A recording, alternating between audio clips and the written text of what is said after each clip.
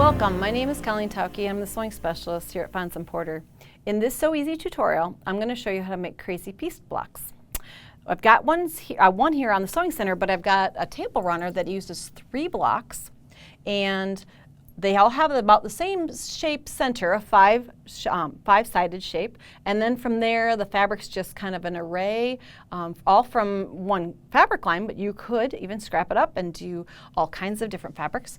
You can see here that what we do is we start with the center and then we add pieces and work our way in a circle as we're adding pieces onto it. And we're going to be working on a foundation fabric, so let's see how those are made. That to the side.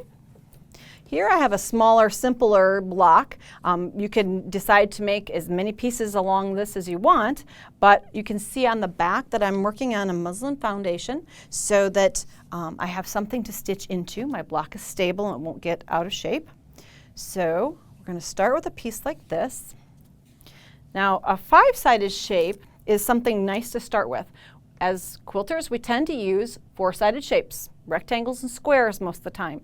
Even if we take and try to make a 4-sided shape, we're going to probably end up with looking like we're just a little bit off from a square or a triangle, or from a square or a rectangle. So pick a 5-sided shape instead. That way it's intentional. So we're going to place that in the center.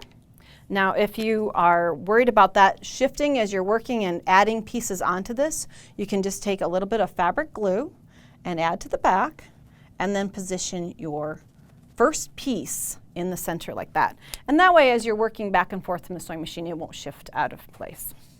Now I've cut some pieces, and they're all just, I've got them numbered so that I will know which direction to add them on, but you can use fabric out of your scrap off the cutting table and add them to the outside edge. So I was just predicting that I wanted to use at least 6 different fabrics. So what you do with your first fabric is you put it right sides together. You can see there's a little bit more pink to the side than the back. So right sides together along one of the outer edges of your 5-sided shape.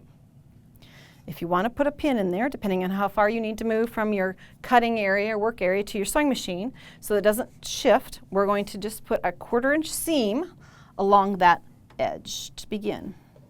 Now I'm going to peek under and see where my 5-sided shape is, and so that I can just sew about that distance right along that. I don't need to over stitch. I just need to be able to attach the first 2 pieces together.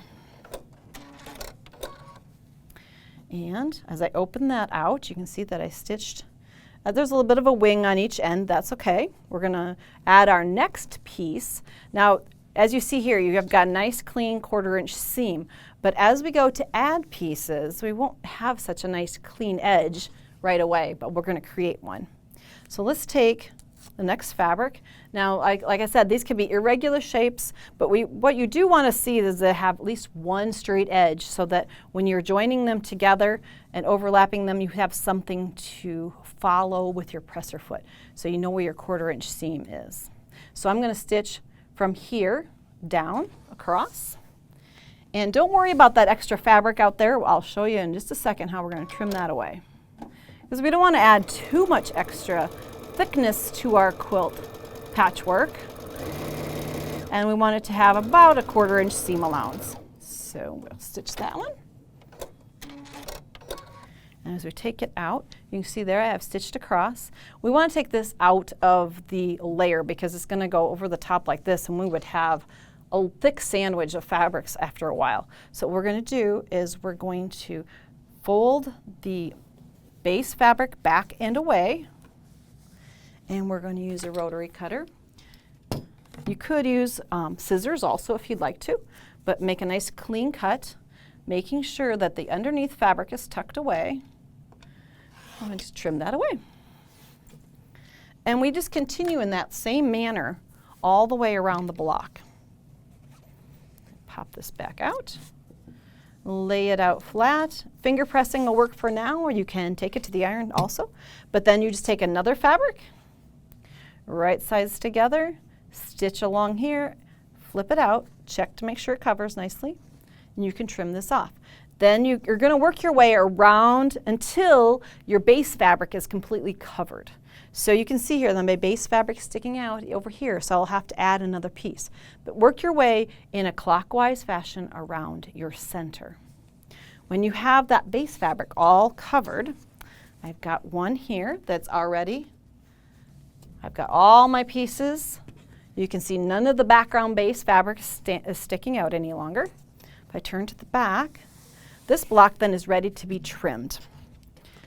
I started with a base fabric that was the size I wanted for my patchwork with my 1/4 inch seam allowances included. So now I can just go in, trim away all the outside fabric using my background fabric as my guide. If you have that figured out ahead of time, then it's so easy to know I've got it covered, my block is now ready to be trimmed, and you've instantly got your patchwork block ready to go into your project. Now you can see in this block didn't have as many fabrics in it. You can keep going and put as many fabrics into a block as you like. And crazy pieced blocks are fun, creative, and kind of a free-form way of creating your patchwork. Thanks for joining me today. If you'd like to see more of our tutorials, please visit our website.